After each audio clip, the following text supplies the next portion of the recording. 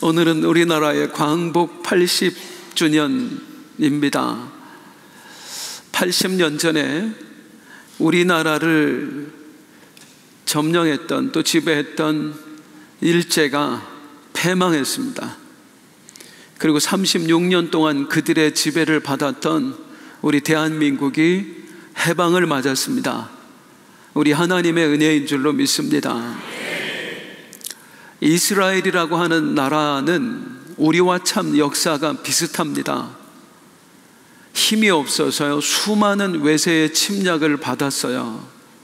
나라를 잃어버린 적도 많았고요, 또 다른 이들에 의해서 저들이 정복을 당하고 고초를 겪은 적이 참 많이 있습니다.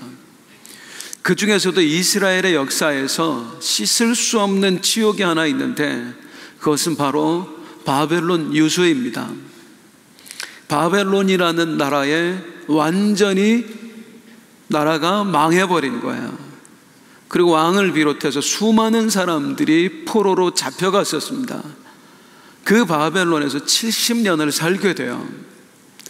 그 바벨론이 망하는 이야기가 오늘 본문 이야기입니다.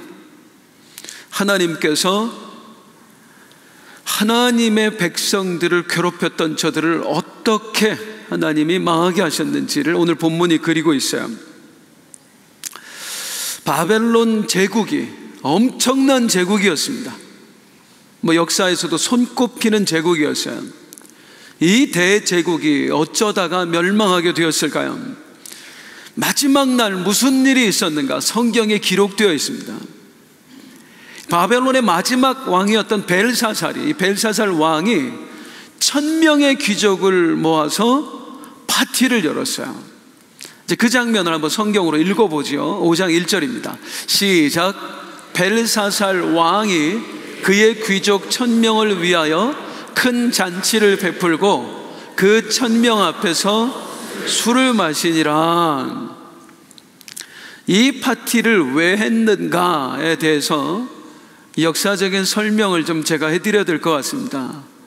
저는 성경을 연구할 때 항상 역사 기록을 함께 봐요. 함께 공부합니다. 그래야 이제 성경을 좀 더 성경이 말하는지 않는 것까지도 알 수가 있어요. 왜 이 파티를 열었냐? 당시에 바벨론은 전쟁 중이었습니다.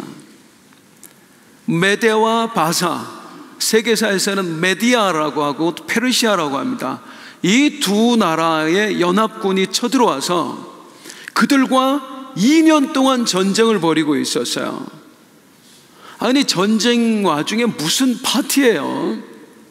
자, 2년 동안 전쟁을 벌였는데요, 그 대단한 바벨론이 속수무책으로 당하는 거예요. 나라의 땅 대부분을 다 잃어버렸습니다. 그리고 이제 딱 바벨론 도성만 남았어요. 우리나라로 말하면 수도만 남은 거예요. 서울만 남은 거예요. 여기까지 함락되면 이제 바벨론은 끝나는 거예요. 그런데 무슨 파티냐? 자, 나라가 이 지경이 되었으니 생각해 보세요. 민심이 어떻겠어요? 여기 모여있는 귀족들은요, 대부분 자기 땅을 다 잃어버리고 지금 도성까지 피난이 와 있는 사람들이에요. 왕에 대해 절대 감정이 좋지 않다고요. 이 중에 누가 반란을 일으킬지도 모르는 상황이에요. 그런 상황에서 이 이반된 민심을 하나로 모으는 데 있어서 가장 좋은 도구가 뭘까요? 종교입니다. 종교예요. 종교로 사람의 민심을 얻으려고 하는 거예요. 역사 이래로 수많은 권력가들, 또 정치가들은 늘 종교를 이용합니다. 그 사람들이 볼 때는 우리의 믿음 그런 거 상관없어요. 우리가 다 표로 보이는 거예요. 그래서 우리를 다 이용해요. 교회는 절대로 여기에 휘둘리면 안 됩니다. 보수다, 진보다, 그 무엇도 진리가 아니에요. 진리는 오직 복음밖에 없어요. 교회 강단에선 복음만 외쳐줘야 돼요. 한국교회 큰일 났어요. 목사들이 왜 복음을 전하지 않고 정치 이야기를 하죠? 이러다가 한국교회 큰일 납니다. 무너져 내립니다. 한국교회 위해서 기도할 때 복음으로 돌아가길 기도하세요. 이 강단에서 복음만 외쳐지길 기도하세요. 우리 원로 목사님도 그랬고 저도 마찬가지입니다. 늘 조심합니다. 하나님 복음만 외쳐지게 하소서. 다른 것으로 물들지 않는 우리 강단 되게 하시옵소서. 성도님들도 마찬가지예요. 교회의 어떤 모임, 가족들 모임은 상관없습니다만 어떤 교회 모임, 뭐 여전도회, 남전도회, 목장 모임, 정치 얘기 절대 하지 마세요. 복음만 말하세요. 그게 우리의 사명인 줄로 믿습니다. 정치를 이용하는 거예요. 이 벨사살 왕이 민심된 이반을 하나로 모으기 위해서 정치를 이용을 하는 겁니다. 어떻게 하느냐면, 자, 흔들리고 있는 이 귀족들 1000명을 초청을 해서 파티를 여는데요. 이 파티의 장소에 뭘 가지고 오냐면 창고를 열어서 온 세계에서 수집한 우상들을 다 끄집어내다가 진열을 해놓습니다. 이 우상들은 언제 모아온 거냐면 바벨론의 최전성기가 있었어요. 느부갓네살 왕 때입니다. 이 느부갓네살 왕 때 그야말로 세계를 제패했었습니다. 그 대단한 애굽도 바벨론에 의해, 느부갓네살에 의해 무너졌었고요. 유다가 망한 것도 느부갓네살 왕 때였어요.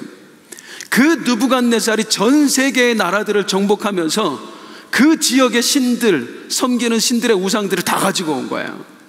지금 그 우상들을 벨사살 왕이 쫙 펼쳐놓습니다. 뭘 말하고 싶은 거예요? 자, 보십시오. 우리의 신, 바벨론의 신은 바루드기였습니다. 우리의 신 바루드기 얼마나 위대하신 신이십니까? 전 세계의 모든 신들을 다 짓밟아서 지금 자신의 발 아래 꿀리셨습니다. 그 당시는 나라와 나라의 전쟁을 그 신과 신들의 전쟁이라고 생각을 했거든요. 우리 바벨론이 승리할 수 있었던 이유는 바루둑 신이 힘에 막강해서다. 자, 우리 바루둑 신은 이 정도로 대단합니다. 다 무릎 꿇렸습니다. 그리고 전 세계의 신들이 전부 다 우리 바루둑 신의 부하가 되었습니다. 지금 메대와 바사가 지금 기고만장해서 자기들이 이길 것처럼 저러고 있는데 걱정하지 마십시오. 이 세상에서 가장 뛰어난 신인 바루드께서 저 메대와 바사의 신도 물리쳐 주실 것입니다. 이제 그렇게 지금 파티를 열고 있는 거예요. 그런데 이 파티장에서 이놈이 어떤 짓을 벌이느냐면 술을 마셔야 되잖아요. 파티장에서 술잔을 가져오라고 하는데 그 술잔이 뭐였냐면 옛날 유대를 침공했을 때 성전에서 탈취해왔던 기물들이 있어요. 성전 기물들, 우리로 말하면 제기 같은 거잖아요. 그걸 가져오게 하더니 거기다 술을 따라 마시는 거예요. 우리 하나님에게 제사 지낼 때 쓰는 거. 왜 그러냐면 유대를 멸망시키고도 와서 우상을 가지고 가고 싶었는데, 아니 이놈의 유대 나라는 우상이 없어. 신상을 만들질 않아요.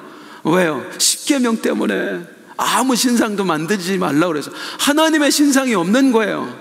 그래서 하나님의 신상 대신에 성전 기물들이라도 가져가자. 그래서 느부갓네살이 그 성전 기물들 다 탈취해서 갖고 왔거든요.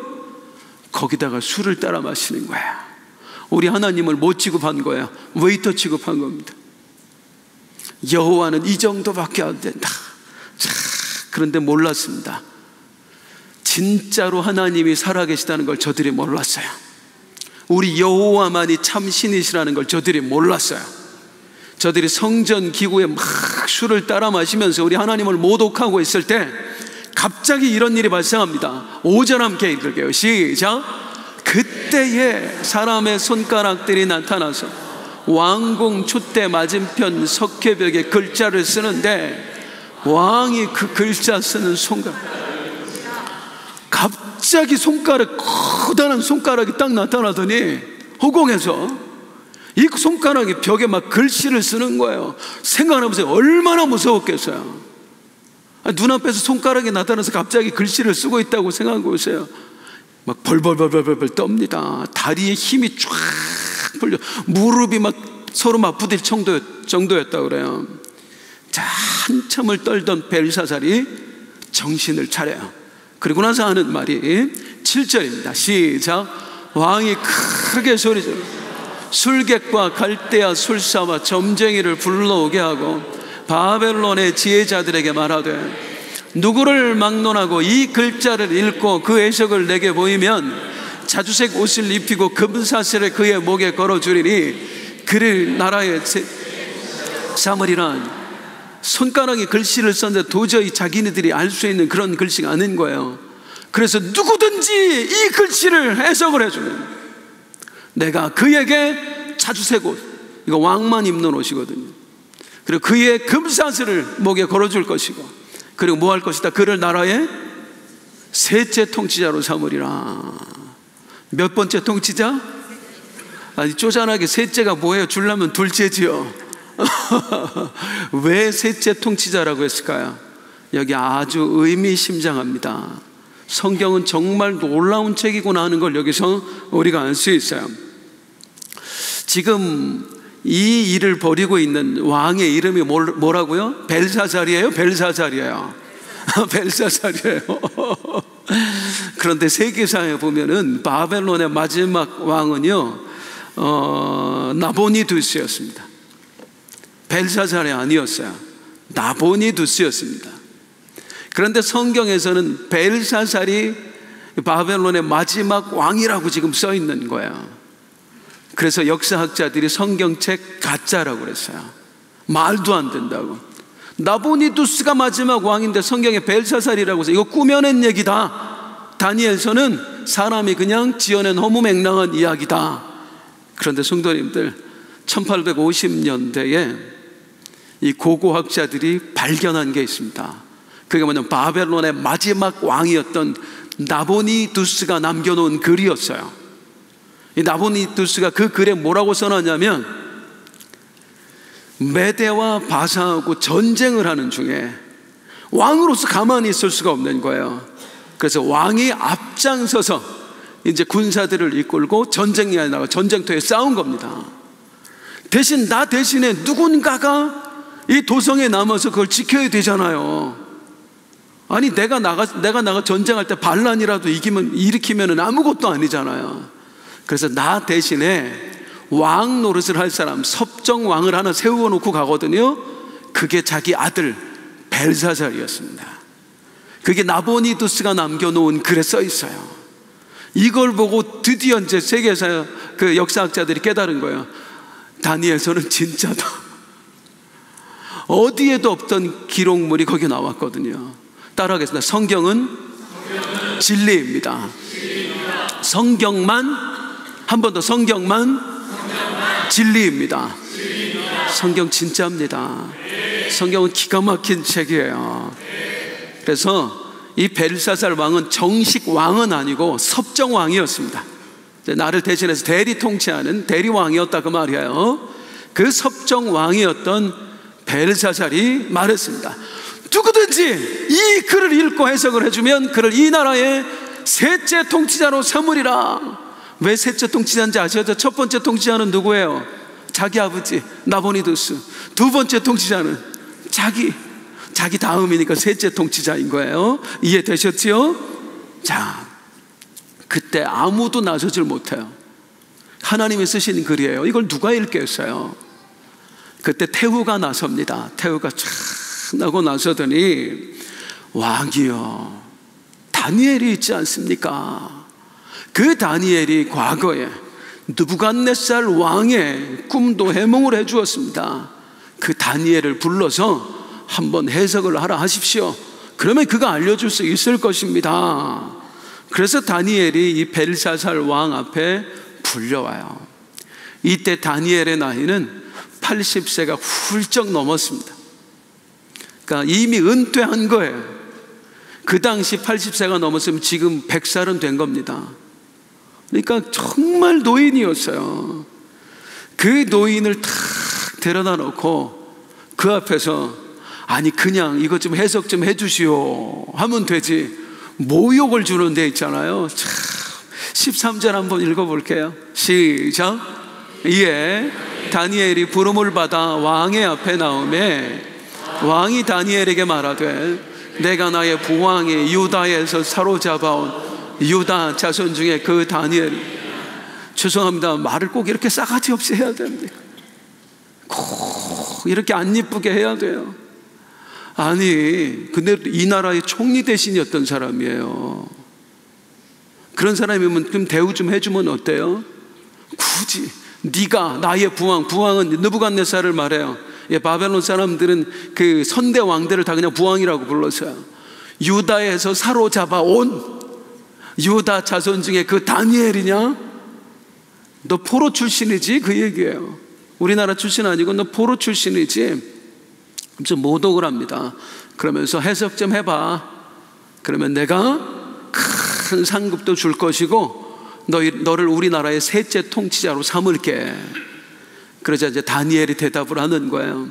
상급 같은 거 필요 없으니까 왕께서 그냥 가지시든지 다른 사람 두십시오.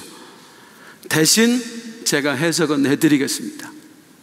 그러면서 가장 먼저 다니엘이 어떤 이야기를 하냐면, 당신이 그토록 존경하는 선대왕 느부갓네살이나 당신 벨사살이나 당신들이 지금 누리고 있는 권력을 누가 주신 줄 아십니까? 하나님이 주신 것입니다. 그런데 감히 그 하나님께 드려질 성물을 가지고 술잔을 부어 마십니까? 우리 살아계신 하나님을 모독하십니까? 이 벽에 글씨 누가 쓰신 줄 아십니까? 그 하나님이 쓴 겁니다. 목숨 걸고 얘기하는 거예요. 지금 이렇게 얘기하다 그냥 죽을 수도 있어요. 다니엘은 견딜 수가 없는 거예요. 우리 살아계신 하나님이 모독을 받는 것에 있어서 견딜 수가 없는 거예요. 이러니까 하나님이 예뻐하시대요. 그리고 나서 이제 그 글과 뜻을 이제 설명을 해주는데, 25절이죠. 오늘 본문입니다. 시작. 기록된 글자는 이것이니 곧 메네 데겔 우바르신이라. 메네 데겔 우바르신이라 그랬습니다. 이게 무슨 말이냐면, 이제 한 글자씩 표로 보여드릴게요. 메네라고 하는 건 메네 했는데 수를 세다 그런 뜻이에요. 하나 둘 셋 넷 수를 세다. 데겔, 우리 여성분들이 싫어하는 겁니다. 이거 무게 달아보는 겁니다. 우는 그래서라는 뜻이고요, 바르시는 나뉜다 라는 뜻입니다. 수를 세고 무게를 달아보았다, 그래서 나누겠다. 이제 이걸 뭐로 어떻게 이제 설명하냐면, 26절 28절 한번 볼게요. 시작. 그 글을 해석하건대 메네는 하나님이 이미 왕의 나라의 시대를 세워서 그것을 끝나게 하셨다 하며, 데겔은 왕을 저울에 달아보니 부족함이 보였다 하며, 베레스는 왕의 나라가 나뉘어서 메대와 바산 사람에게 준 바 되었다 하미니이다. 표로 다시 보여드리면, 메네 바벨론이 지나온 날들을 하나님께서 다 지켜보셨습니다. 그 날들의 수를 세셨습니다. 대개 또한 바벨론이 행한 일들을 하나님께서 달아보셨습니다. 그런데 우리 하나님의 기준에 함량 미달이었습니다. 그래서 바르신, 이제 바벨론은 망할 것이고 나뉘어지게 될 것입니다. 메대와 바사의 연합군이 당신의 나라의 영토를 나누어 가질 것입니다. 사랑하는 여러분, 우리가 항상 명심해야 될 것이 있습니다. 우리 하나님께서 언제나 우리를 불꽃 같은 눈으로 바라보고 계신다는 것입니다. 나의 사는 날들을 하나님이 세고 계시며 내가 행한 일들을 하나님의 저울로 달아보고 계십니다. 그래서 지혜로운 성도는 늘 깨어 있어야 됩니다. 그리고 이렇게 기도해야 돼요. 시편 90편 12절입니다. 시작. 우리에게 우리 날 계수함을 가르치사 지혜로운 마음으로 얻게 하소서. 날마다 나의 날을 계수하라. 내가 오늘 하루 잘 살았는가? 내가 남은 인생 어찌 살아야 될 것인가? 이걸 늘 하나님 앞에서 생각하면서 하는 사람이 지혜로운 사람이라는 거예요. 그걸 지금 다니엘이 벨사살 왕에게 경고한 거예요. 하나님께서 왕이 살아온 날들을 계수하셨습니다. 그리고 왕이 행한 일들을 저울에 달아보셨습니다. 그래서 하나님이 결정하신 겁니다. 왕의 나라는 망할 것이고 결국에 쪼개질 것입니다. 자, 이 말을 들은 벨사살은 어떻게 반응했을까? 이제 벨사살의 어리석음을 한번 보도록 하겠습니다. 하나님이 다니엘을 통해 경고하셨죠. 그런데 이 경고는 사실 하나님이 벨사살에게 주신 기회였습니다. 회개할 기회였어요. 하나님은 누구에게라도 기회를 주시는 하나님이세요. 자, 그런데 이 기회를 벨사살은 어떻게 했을까요? 29절 한번 보겠습니다. 시작.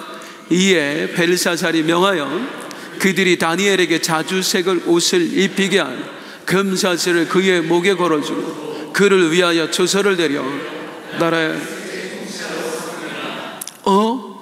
자기가 한 약속을 그대로 지키는 거예요. 자주색 옷 입혀줘요. 내 왕의 금사슬 그 목걸이를 걸어줘요. 그리고 진짜로 셋째 통치자로 삼았어요.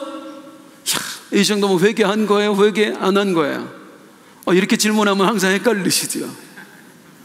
진짜로 깨달았으면, 그 경고의 발을 받아들였으면 어떻게 했을까요? 물어야죠. 다니엘에게 내가 어떻게 하면 좋겠느냐고, 나에게 살 길을 알려달라고 물어야죠. 당연히 그래야 되는 거 아니에요?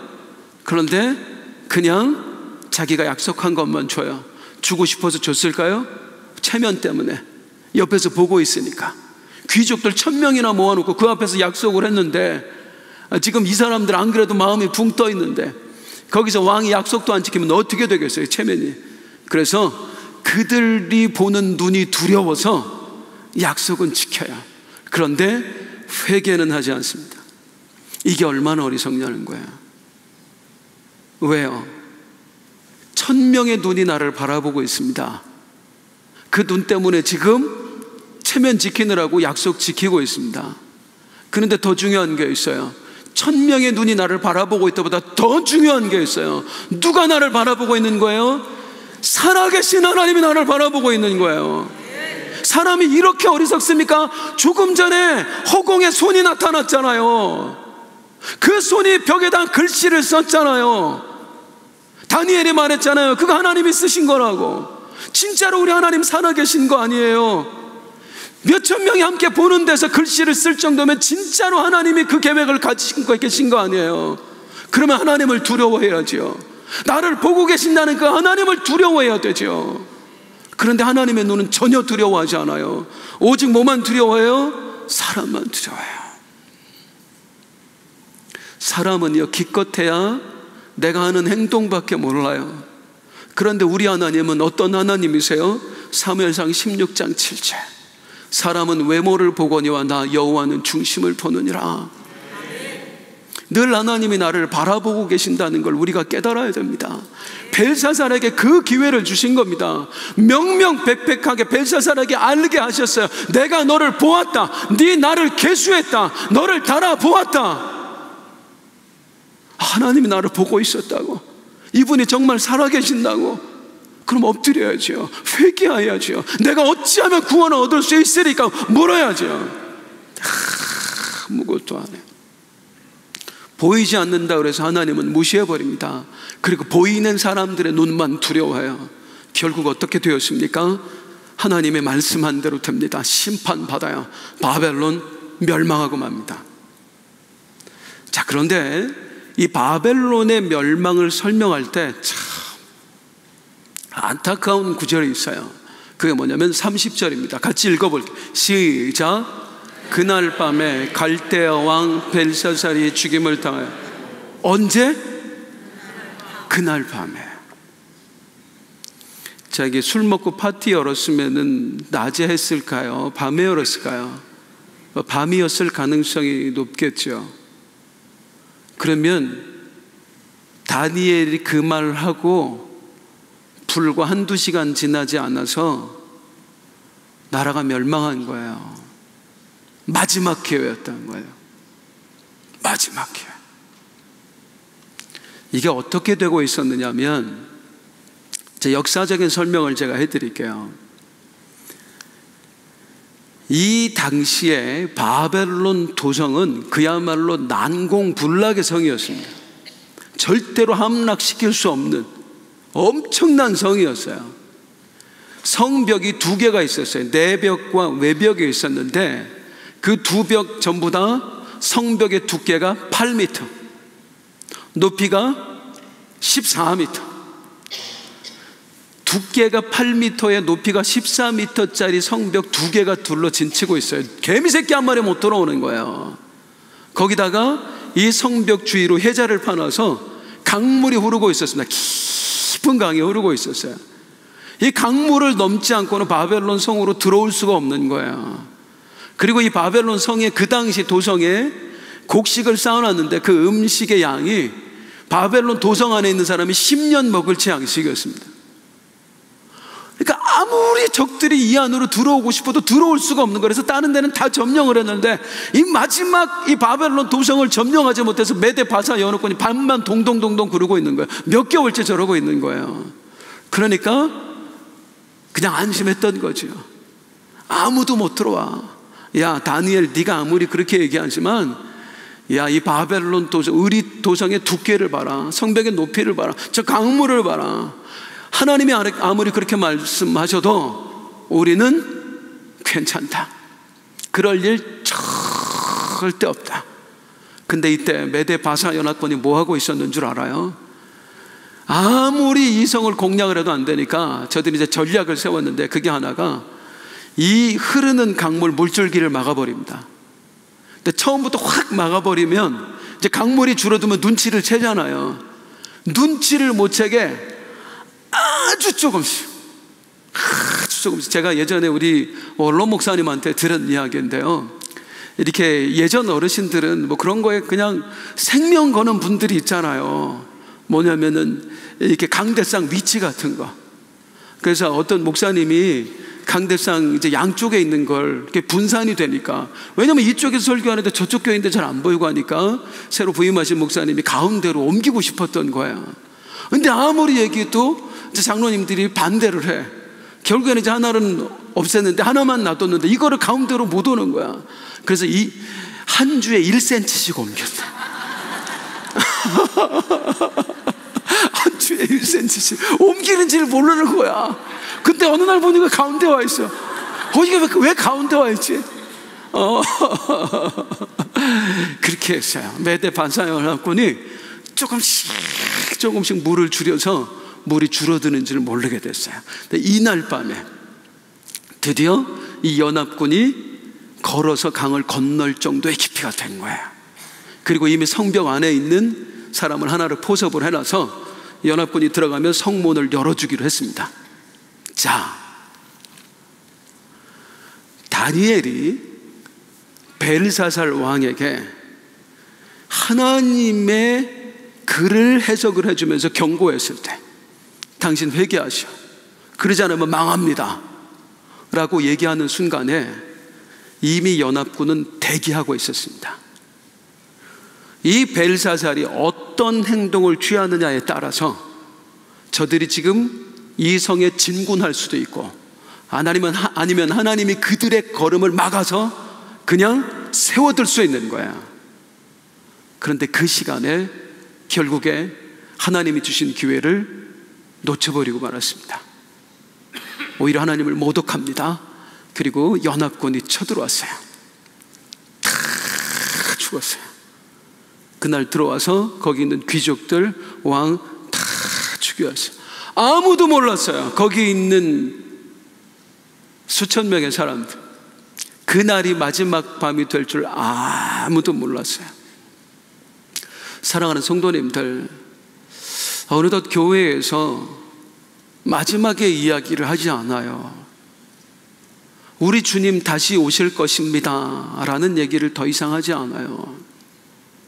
초대교회 성도들이 그 모진 핍박 속에서도 믿음을 지킬 수 있었던 게 뭐죠? 주님 다시 오신다고 믿었기 때문이에요. 그 주님 앞에 서야 하기 때문이에요. 그런데 오늘날 교회들이 힘을 잃어버렸어요. 이단들이 너무 재림을 써먹어서 그런가 봐요. 그래서 교회 강단에서는 더 이상 재림을 이야기하지 않아요. 그리고 어느덧 교회는 힘을 잃어가고 있어요. 그런데 성경은 분명하게 말씀합니다. 그날이 온다고요. 반드시 우리가 주님 앞에 설 날이 온다고요. 주님이 오시든 아니면 우리가 주님 앞에 가든 사실 우리 다 몇십 년 안 남았잖아요. 그리고 그가 주님 앞에 섰을 때 매네 되게 하나님은 우리가 살아온 날들을 세실 것이고 우리 행위를 달아보실 것입니다. 그때 과연 나는 주님께 무엇을 드릴 수 있을 것인가? 어쩌면 오늘 이 밤이 벨사살에게 하나님이 기회를 주셨던 것처럼 오늘 이 밤이 우리에게 주신 기회일 수도 있어요. 그 기회를 붙잡는 은혜 있길 축복합니다. 이제 여기서 이제 마지막 이야기를 드려보려고 합니다. 그게 뭐냐면, 우리가 언젠가 하나님 앞에 서게 된다라고 믿으시나요? 그럼 우리는 어떻게 살아야 될까요? 오늘 하루 우리는 그분이 맡기신 사명을 위해 살아야 됩니다. 사명자로 살아야 됩니다. 다니엘 마지막까지 사명자로 살았어요. 그 이야기 드리고 싶어요. 이날의 사건을 통해서 다니엘은 바벨론의 총리가 됩니다. 약속했잖아요, 벨사살이. 근데 여러분, 이게 무슨 의미가 있어요? 하루짜리 총리도 아니에요. 이거 한두 시간짜리밖에 안 돼요. 총리 임명장 받자마자 나라가 멸망한다고. 아니, 이렇게 해서 총리 되는 게 무슨 의미가 있어요? 의미 있어요. 이 일을 통해서 하나님이 어떻게 역사하시냐면, 이 다니엘을 새로운 나라의 총리가 되게 해요. 메대 바사 연합군이 이 바벨론을 멸망시키고 완전히 함락시키고 정복을 하고 나서 어마어마한 대제국이 됐잖아요. 무려 120도, 도만 120도. 우리나라처럼 작은 도도 아니에요. 엄청난 도들이에요. 120도를 다스려야 되는데 총리 하나 가지고 안 되겠는 거야. 그래서 이 전체 도를 3분의 1, 3분의 1, 3분의 1 해서 따로 다스릴 총리 3명을 뽑는데 그 중에 하나 다니엘이 들어갑니다. 다니엘이. 자, 다니엘이 있잖아요. 이날 총리가 되지 않았으면 다니엘은 새로운 나라의 총리가 될 일이 없었습니다. 먼저 메대 바사는 이 바벨론을 정복을 하고 나서 어떻게든지 이 바벨론 사람들의 그 민심을 수습을 해야 되잖아요. 자기들이 정복 몇 년 동안 완전 쑥대밭을 만들었으니까. 그러기 위해서 이 나라를 누구한테 맡겨야 되나, 어떤 사람이 총리로 세워야 되나 할 때 이 바벨론을 가장 잘 아는 사람이 필요했던 거예요. 그 사람이 누구였습니까? 바로 다니엘이었습니다. 그런데 다니엘은 이미 은퇴했다니까요. 이미 은퇴했어요. 80이 넘은 노인이에요. 오래전에 은퇴했어요. 즉 다니엘이 이날 불려오지 않았더라면, 이 자리에 불려오지 않았더라면 다니엘은 그냥 자기 집에 있다가 어쩌면 점령군에 의해서 죽었을 수도 있어요. 그런데 하나님께서 그 다니엘을 전면에 탁 등장시키는 거예요. 여기에 그 첩자들이 있었으니까 그 안에서 무슨 일이 벌어졌는지 다 알고 있었을 거 아니에요. 다니엘이 모독받았던 일, 왕이 막 다니엘을 모독했던 일, 그리고 다니엘이 그 왕에게 막 호통을 쳤던 거, 그리고 심지어 뭐라고까지 얘기했어요? 이 나라는 망할 것입니다. 메대 바사에게 우리 하나님이 이 나라를 줘버릴 것입니다.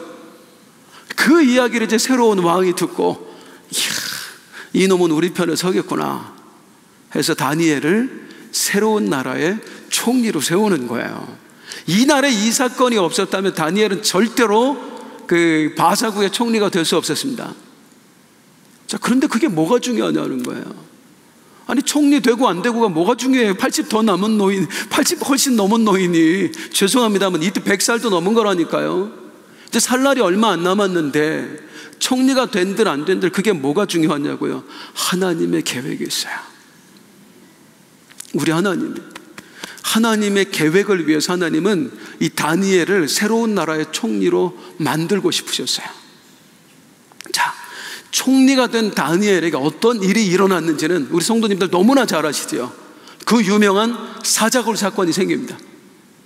이 다니엘을 사람들이 막 시기 질투하고 모함을 하잖아요. 그래서 기도 못하게 했는데 기도하다가 결국에는 사자굴에 던져졌다가 살아나잖아요. 그때의 왕이 누군지 아세요 혹시? 다리오일까요? 다리오 왕입니다. 그 메대 바사 연합국의 초대 왕이에요. 이 다리오 왕이 말하잖아요.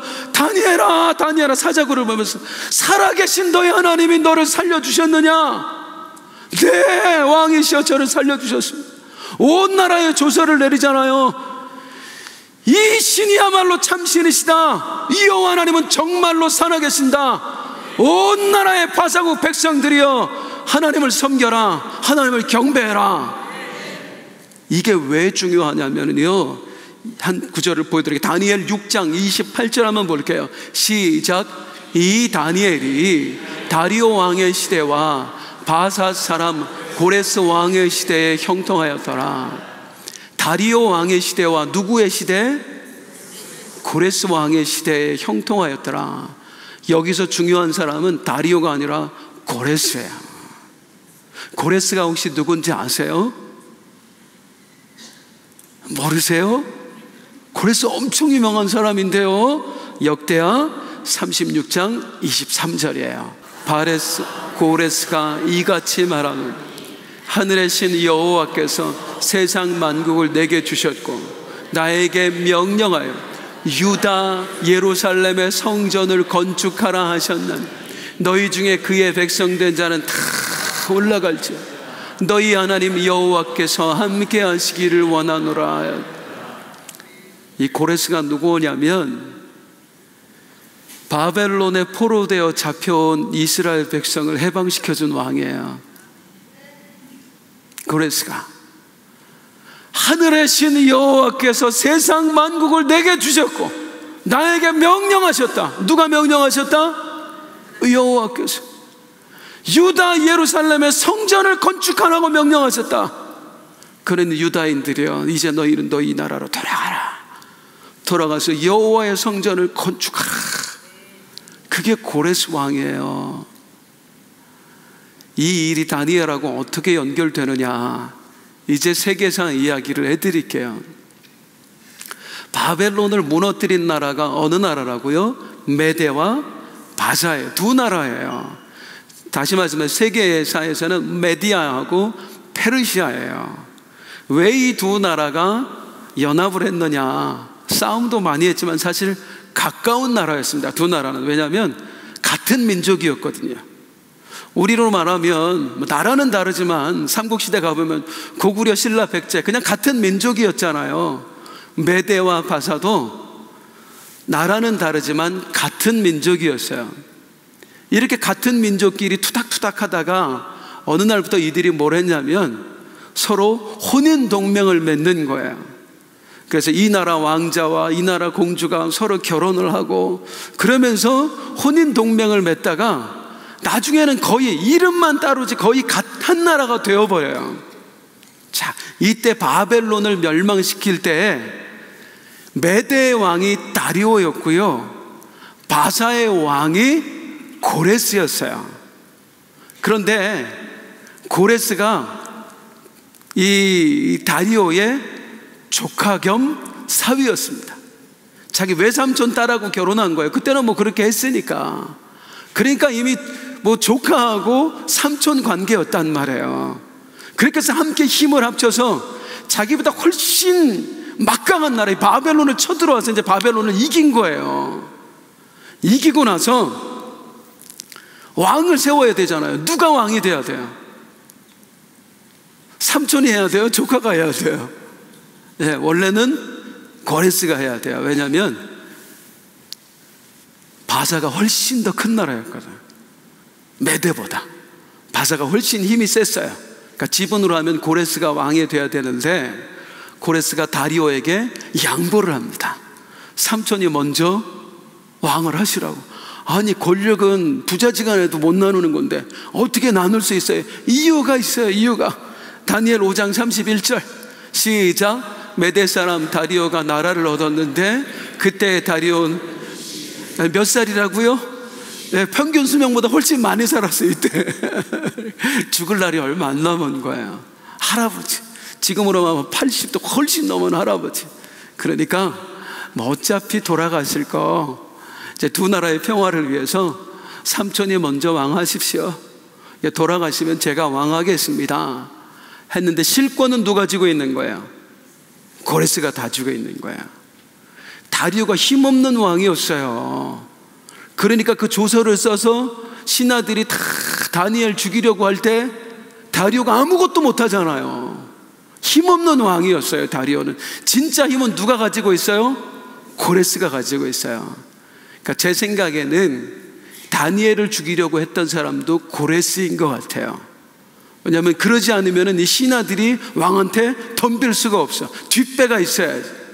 어쨌든 고레스의 힘이 훨씬 더 막강했습니다. 그런데 어떤 사건이 벌어져요? 사자굴 사건. 저놈을 죽이려고 사자굴에 집어넣었는데 사자굴에서 살아난 거예요. 진짜로 살아있구나. 이스라엘의 하나님 여호와가 정말로 살아있구나. 그러고 보니까 다니엘이 했던 말이 다 진짜인 거예요. 무엇이 진짜예요? 벽에 쓴 이야기. 하나님이 직접 쓰셨다. 그래서 저들을 달아받고 거기서 미달이 되어서 바벨론을 멸망시켜서 너희들에게 쪼개주었다. 하나님이 하시는 일이구나. 다니엘이 또 했던 이야기가 있잖아요. 그 대단한 느부갓네살에게 그 권력을 주신 분이 누구였다? 하나님이셨다. 지금 벨사살을 섭정왕으로 세우신 분도 누구시다? 하나님이시다. 거기서 고레스가 깨닫는 거예요. 진짜로 하나님이 살아계시는구나. 그리고 하나님을 믿습니다. 그리고 이 하나님으로부터 음성을 듣는 거예요. 내 백성을 돌려보내라. 그들에게 나의 성전을 짓게 하라. 그래서 고레스가 칙령을 내리고 70년 동안 바벨론 포로되었던 이스라엘 백성들이 드디어 해방을 맞은 거예요. 하나님 약속대로. 그 일의 중심에 있던 사람이 다니엘입니다. 그래서 다니엘서가 그렇게 중요한 거예요. 단순히 뭐 기도하다가 사자굴에 들어갔다 나왔니 이게 중요한 게 아니라 하나님이 다니엘이라는 사람을 계획하고 쓰셔서 그를 통하여 당신이 계획하신 이스라엘의 해방을 이루셨다 그 말이에요. 저기서 이제 마지막으로 한번 생각해 봐요. 이때 다니엘의 나이가 몇이라고요? 80이 훌쩍 넘었다. 이미 은퇴했어요. 지금 우리의 나이로 하면 100살도 넘은 나이예요. 누가 다니엘을 써주겠어요? 다니엘은 어땠을까요? 내가 할 일이 있을까라고 생각을 했을까요? 이미 은퇴했는데 왕이 날 찾아주지도 않은 지가 몇 년째인데 아무것도 할 일이 없는 거예요. 나 같은 게 뭘. 그저 다니엘은 늘 하던 대로 그랬으니까 그냥 우리 민족 해방시켜주세요. 기도밖에 할 게 없었을 거예요. 더 이상 내가 할 게 아무것도 없다. 이제 이 나이 많고 병들고 늙고 힘없는 나, 내가 할 일이 무엇인가? 그냥 기도 말고는 할 것이 없다 했는데 아니었어요. 하나님에게는 이 다니엘을 마지막까지 쓰시고자 하는 계획이 있으셨어요. 그리고 그의 마지막에 화려한 불꽃을 태우게 하셨던 것입니다. 이게 우리 하나님이세요. 나는 아무리 생각해도 나 같은 것에게 더 이상 사명이 없을 거야 라고 생각을 했는데 아니더라고요. 그에게 사명이 있었다고요. 미국에 가면 캘리포니아에 세들백 교회라는 곳이 있어요. 제가 미국에 갔었을 때 그 교회에 들렸어요. 여러 교회를 탐방하는 중에 대단한 교회입니다. 세계적인 교회예요. 우리 성도님들 혹시 그 책 아세요? 목적이 이끄는 삶. 네, 그 목적이 이끄는 삶을 썼던 릭 워렌 목사님이 그 세들백 교회의 담임 목사님이세요. 전 세계에 영향력을 끼친 어마어마한 교회입니다. 엄청납니다. 그런데 이 세들백 교회가 세워지게 된 이야기가 있어요. 릭 워렌 목사님 원래 4대째 목사입니다. 대단한 집안이죠. 그런데 릭 워렌 목사님의 아버님은요, 사실 평범한 목사님이셨어요. 목회만으로는 할 수가 없어서 그분은 목수 일을 함께 하셨습니다. 그러니까 목수를 하면서 목회를 했으니까 그 목회가 대단한 목회는 아니었죠. 남들이 볼 때. 그래서 이제 목수 일을 하면서 여러 교회를 건축을 하고 했었어요. 근데 이 아버님 목사였고 또 목수였고 세상적으로 볼 때는 결코 성공하지 못했던, 인정받지 못했던 목사님이었습니다. 그분이 이제 마지막에 쓰러져서 죽음 임종을 기다리고 있는 거예요. 사경을 헤매고 있는 거예요. 자식들이 다 모였는데 그 릭 워렌 목사님의 아버님이 갑자기 일어나셨어요. 그분이 이제 돌아가신다고 했던 분이 일어나셔서 딱 한마디, 한 사람이라도 더 구원해야 돼, 한 사람이라도 더 구원해야 돼, 한 사람이라도 더 구원해야 돼. 이걸 몇 시간 동안 그 말만 하다가 돌아가셨어요. 릭 워렌 목사님도 그때 목사였는데 그냥 아버지처럼 평범한 목사였고 뭐 대단한 꿈도 없었어요. 그때 그 아버지가 남긴 몇 시간 동안 한 사람이라도 더 구원해야 돼, 이 말에 릭 워렌 목사가 충격을 받고 거기서 이 아버지를 통해 하나님의 말씀하신 거다, 그것을 자기의 사명이라고 생각을 합니다. 그리고 한 사람이라도 더 구원할 수 있는 교회, 그런 목회를 해보자. 그리고 또 노력을 하고 또 연구를 하고 기도를 하고 그렇게 해서 개척된 교회가 새들백 교회예요. 새들백 교회의 모토가 있어요. 그게 뭐냐면 불신자도 올 수 있는 교회.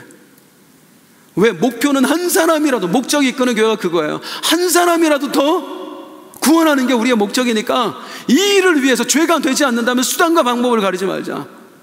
그리고 불신자들이 좋아할 만한 찬양을 교회에서 부르게 하고, 불신자들이 목사 가운 입은 거 보면은 뭐 어색해하고 그러니까 평범한 옷, 가운도 아니고 양복도 아니에요. 그냥 청바지 입고 어느 날부터 예배하게 되고, 그러면서 지금 미국 교회는 거의 다 그냥 목사님들이 그렇게 입어요.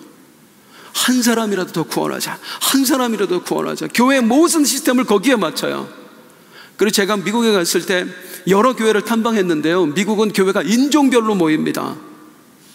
뭐 어느 교회 가면 백인만 있고요, 어느 교회 가면 흑인들만 있고요, 어느 교회 가면 남미 사람들만 있어요. 새들백 교회만 다 모여 있어요.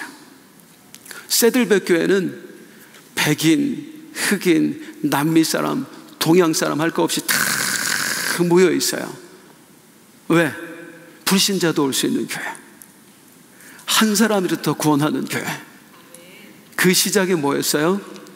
남들이 볼 때 평생 실패한 목회자라고 했던, 그리고 먹고 살기 위해서 목수를 해야만 했던 이 릭 워렌 목사의 아버지, 그분이 죽기 직전 하나님이 마지막으로 그에게 주신 기회 때 남겼던 말, 한 사람이라도 더 구원해야 돼, 한 사람이라도 더 구원해야 돼. 그 말이 씨앗이 됐고, 그게 새들백 교회라고 하는 엄청난 교회, 지금 전 세계적으로 영향을 끼치고 있는 그 교회라는 열매를 맺었던 거예요. 이 사람에겐 더 이상 사명이 없을 거야. 아니었어요. 사명이 있어요. 그런 말씀, 그런 말이 있죠. 사명이 있는 사람은 죽지 않는다 라는 말이 있어요. 저는 그보다는 이렇게 말씀드리고 싶습니다. 이 세상에 사명 없는 사람은 없다. 사명 없는 사람은 없다. 모두에게 사명을 담아놨습니다. 80이 훌쩍 넘어 더 이상 쓸모없다 여겼던 노인에게도 사명이 있었고요, 평생 사람들에게 손가락질 당했던 연약한 목회자에게도, 그 죽음을 기다리던 그분에게도 사명이 있었어요.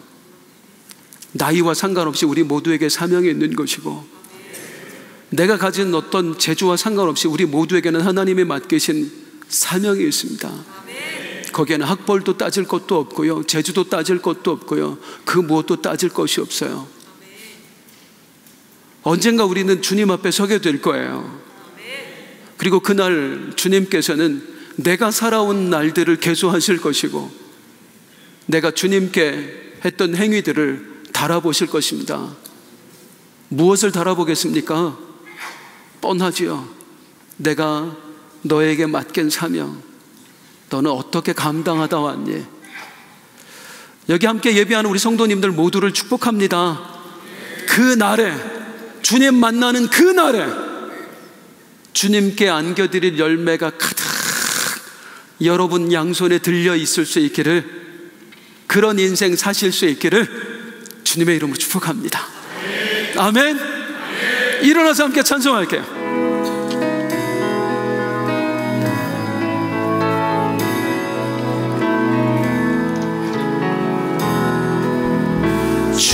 주께서 주신 동산에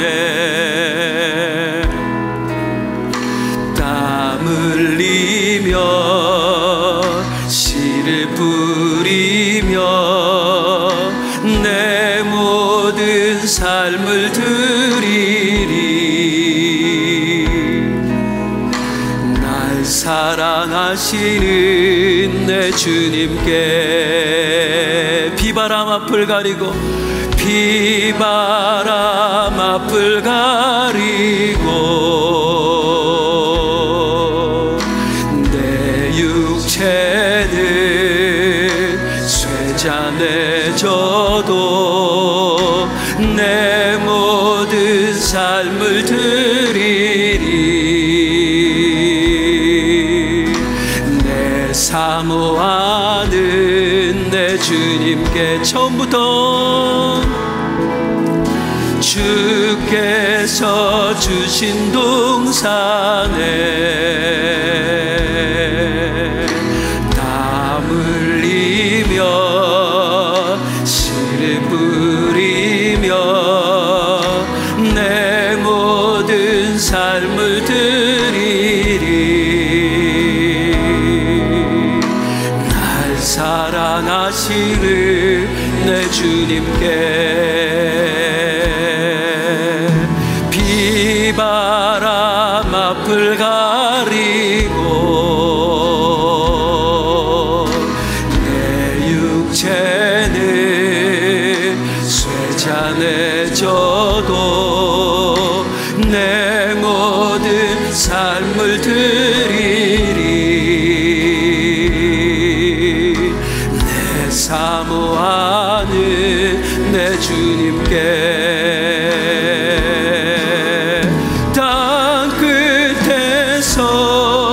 주님을 맞으리 주께 드릴 열매 가득 안고 땅 끝에서 주님을 배우리 주께 드릴 노래 가득 안고 땅의 모든 그 찬양하라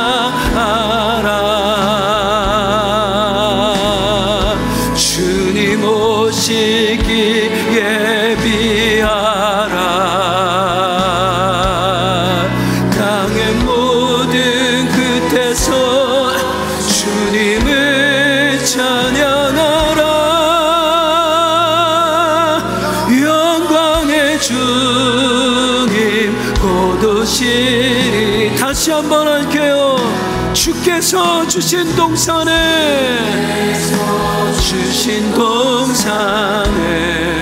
가사 하나하나 음미하면서 찬양도 하시고 기도도 하시고 내 모든 삶을 드리리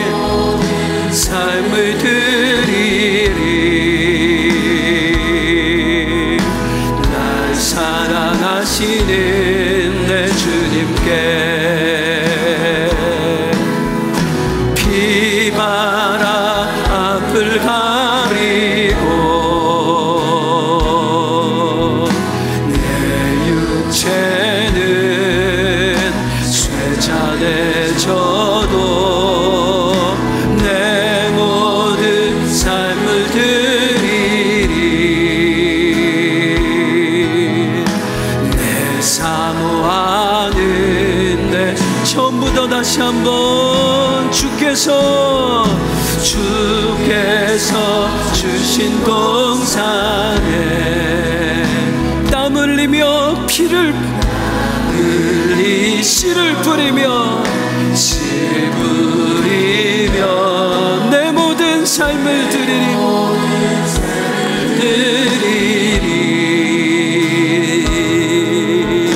날 사랑하시는 내 주님께 비바람 앞을 가리고 바람 앞을 가리고 내 육체는 쇠잔해져도 내 모든 삶을 드리리 내 사모하는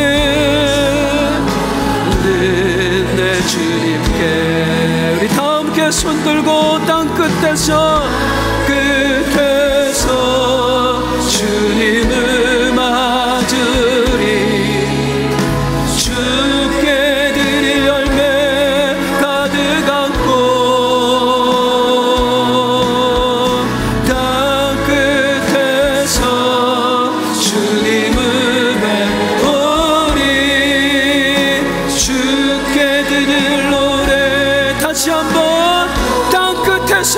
주님을 맞으리. 땅 끝에서 주님을 맞으리. 주께 드릴 열매 가득 안고 땅 끝에서 주님을 외우리. 주께 드릴 노래. 우리 마지막 땅 끝에서